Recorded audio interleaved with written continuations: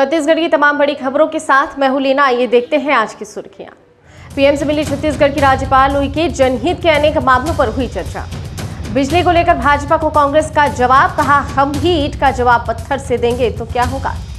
Medical college मामला high court में। Loan के मामले में 13 डायरेक्टर्स को मिली नोटिस। एलआईसी में निजी भागीदारी के विधेयक को मिली मंजूरी। कांग्रेस पार्टी ने संसद में जमकर किया विरोध। अब देखते हैं खबर विस्तार से। छत्तीसगढ़ की राज्यपाल अनुसुईया उइके ने प्रधानमंत्री नरेंद्र मोदी से मुलाकात की है। इस दौरान उन्होंने छत्तीसगढ़ की सामाजिक और आर्थिक मुद्दों पर चर्चा की।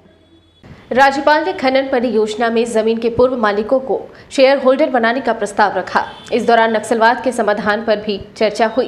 प्रधानमंत्री से मुलाकात के दौरान राज्यपाल अनुसुईया उइके ने खदानों की वजह से हो रहे विस्थापन और उससे उपजे असंतोष पर बात की। उन्होंने निजी और सरकारी क्षेत्रों में स्थापित होने वाली खनन परियोजनाओं के लिए अधिग्रहित की जाने वाली भूमि के बदले भूमि स्वामी को उस परियोजनाओं के लाभांश में शेयर होल्डर बनाने का प्रस्ताव रखा। राज्यपाल ने 5वीं अनुसूची के अंतर्गत आने वाले नगरीय क्षेत्रों में पेसा कानून लागू करने का अनुरोध भी किया। साथ ही कहा कि पेसा कानून लागू होने से जनजातियों को उनके संवैधानिक अधिकार प्राप्त होंगे। राज्यपाल ने प्रधानमंत्री को जनजातियों के जाति नाम में मात्रात्मक त्रुटियों की जानकारी दी। उन्होंने कहा कि इसकी वजह से ऐसे लोगों को जाति प्रमाण पत्र प्राप्त करने में कठिनाई हो रही है। इन सुधारों के प्रस्ताव छत्तीसगढ़ सरकार ने भेज दिए हैं। जनगणना महानिदेशक एवं अनुसूचित जनजाति आयोग ने भी अपनी सिफारिश भेज दी है। जनजातीय कार्य विभाग को इस पर विधेयक पेश करना शेष है। राज्यपाल ने प्रधानमंत्री से इस विषय पर जल्द निर्णय लेने का अनुरोध किया है। बिजली की दरों को लेकर भाजपा नेताओं की ओर से सरकार को आंदोलन की चेतावनी और ईंट से ईंट बजाने की चुनौती से कांग्रेस भड़क उठी है। कांग्रेस के प्रदेश उपाध्यक्ष ने कहा है कि भाजपा नेता जिस भाषा का इस्तेमाल कर रहे हैं वो टकराव की भाषा है। अगर हम भी कहने लगे कि ईंट का जवाब पत्थर से देंगे तो क्या होगा।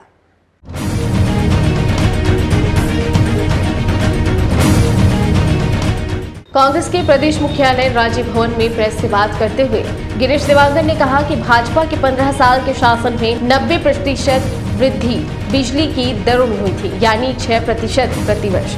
अब ये लोग 1.1% प्रतिवर्ष मात्र विद्युत शुल्क बढ़ाने वाली सरकार से ईंट से ईंट बजाने की बातें करके अपनी फितरत और चाल प्रमाणित कर रहे हैं। जरूर ये दोनों नेताओं में हम लोग आशा रखते हैं कि वह भारतीय जनता पार्टी के ईंट से ईंट भी बजाएंगे और दे दनादन भी काम करेंगे, क्योंकि ये इनका चाल चरित्र है और इनकी फितरत है।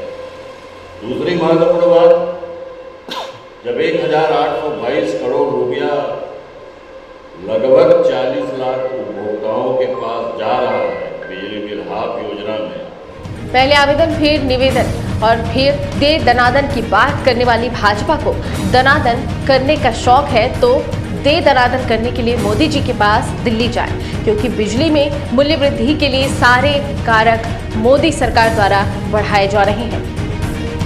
मुझे ऐसा एहसास होता है कि क्योंकि 15 साल तक लगातार जिस प्रकार से उनकी स्वीकारोक्ति रही है कि कमीशन खोरी बंद किया जाए और कमीशन खोरी चल रहा है, ये प्रमाणित उन्होंने किया था, तो ये पचा नहीं पा रहे हैं कि आम जनता के सीधे जेब में 1822 करोड़ रुपया जा रहा है या उनको एक प्रकार से फायदा मिल रहा है, उनकी आर्थिक उन्नति के द्वार छत्तीसगढ़ में खुल रहे हैं, आर्थिक रूप से सुदृढ़ हो रहे हैं, ये भी मुझे लगता है। प्रदेश के बहुचर्चित चंदूलाल चंद्राकर मेडिकल कॉलेज के अधिग्रहण मामले में नया मोड़ आ गया है। कॉलेज को लीज पर मिली सरकारी जमीन को गिरवी रखकर लोन लेने के मामले में हाईकोर्ट में सुनवाई हुई। कोर्ट ने इस मामले में कॉलेज के सभी 13 बोर्ड ऑफ डायरेक्टर सहित इंडियन बैंक को नोटिस जारी किया है।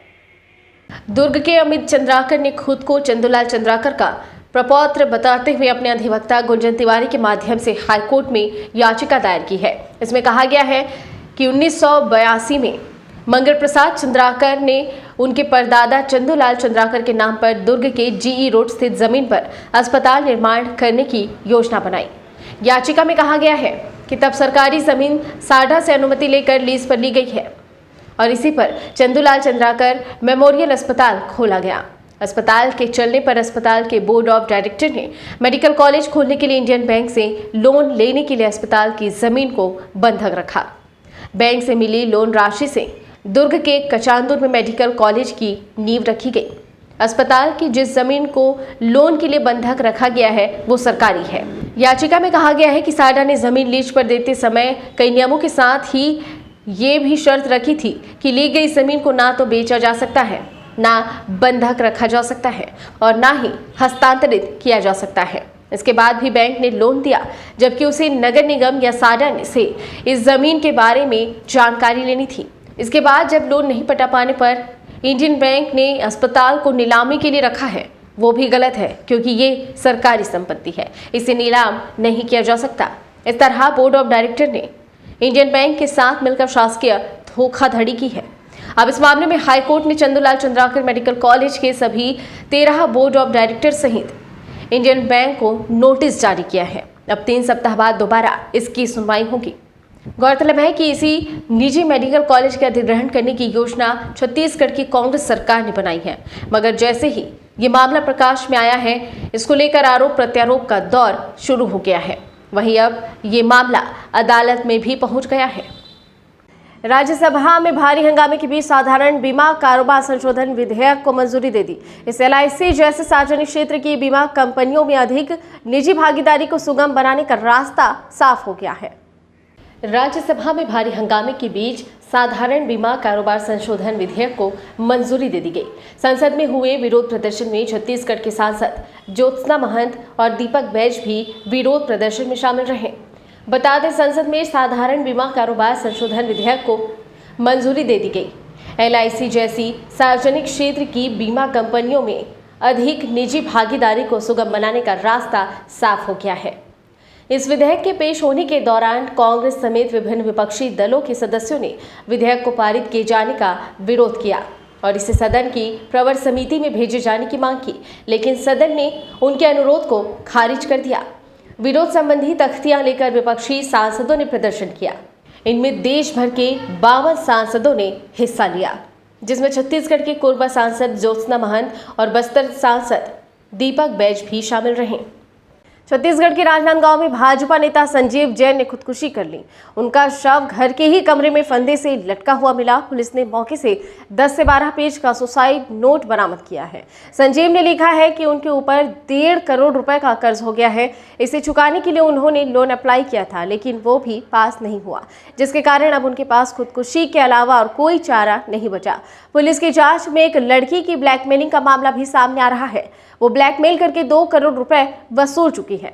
समझा जा रहा है कि इसी से तंग आकर उन्होंने ऐसा कदम उठाया। फिलहाल पुलिस मामले की जांच कर रही है। ACB के पूर्व चीफ और निलंबित ADG GP सिंह की तलाश में पुलिस ओडिशा पहुंच गई है। ओडिशा के कोंझोर जिले के बड़बिल में उनका पैतृक निवास बताया जा रहा है, मगर पुलिस को वे गांव में भी नहीं मिले हैं। राजद्रोह का अपराध दर्ज करने के बाद पुलिस GP सिंह को 2 बार नोटिस जारी कर बयान देने के लिए बुलवा चुकी है, मगर निलंबित DGP अब तक पुलिस के सामने हाजिर नहीं हुए। उनकी ओर से पुलिस को स्वास्थ्य खराब होने की सूचना जरूर दी गई है। दोनों ही नोटिस के जवाब में उन्होंने बीमार होने का हवाला दिया और हाजिर नहीं हुए। पुलिस हालांकि उनकी तलाश शुरू कर चुकी है। दिल्ली और पंजाब के संभावित ठिकानों में खोजबीन करने के बाद पुलिस की टीम अब ओडिशा पहुंची है। पुलिस को इनपुट मिला है कि वहां NMDC में उनके पिता ठेकेदारी करते थे, वही उनका पैतृक निवास है। इस वजह से पुलिस की टीम उनकी खोजबीन करते हुए बड़बिल पहुंची। पुलिस की इस कार्रवाई को लुकआउट सर्कुलर जारी करने की तैयारी बताया जा रहा है। राज्य शासन ने नगरपालिका परिषद मुंगेली के अध्यक्ष संतूलाल सोनकर से वित्तीय शक्तियों को वापस ले लिया है। दरअसल नगरपालिका परिषद मुंगेली के अध्यक्ष ने बिना निर्माण कार्य करा ही ठेकेदार को 13 लाख रुपए से अधिक का भुगतान कर दिया था। नगरपालिका परिषद मुंगेली के अंतर्गत परमहंस वार्ड में 300 मीटर नाली निर्माण कार्य नहीं हो सका था। इस मामले में messrs Sophia construction and supplier Akaltara को बिना कार्य कराए इस कार्य के एवज में 13,21,000 रुपए का भुगतान कर दिया गया था।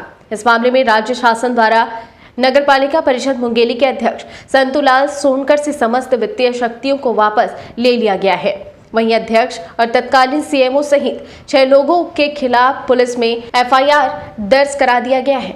सभी आरोपियों को गिरफ्तार करने के लिए पुलिस छापेमार कार्रवाई कर रही है।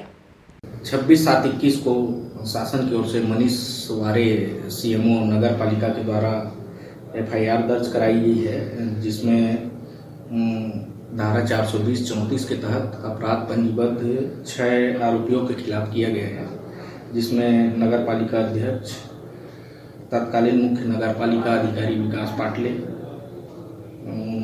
जोएस तिग्गा तत्कालीन उप अभियंता, सियाराम साहू तत्कालीन सहायक राजस्व निरीक्षक, आनंद निषाद लेखापाल एवं सोफिया कंस्ट्रक्शन एवं सप्लायर के विरुद्ध अपराध पंजीबद्ध कर विवेचना में लिया गया। इस बुलेटिन में फिलहाल इतना ही। बने रहिए DB लाइव के साथ। नमस्कार।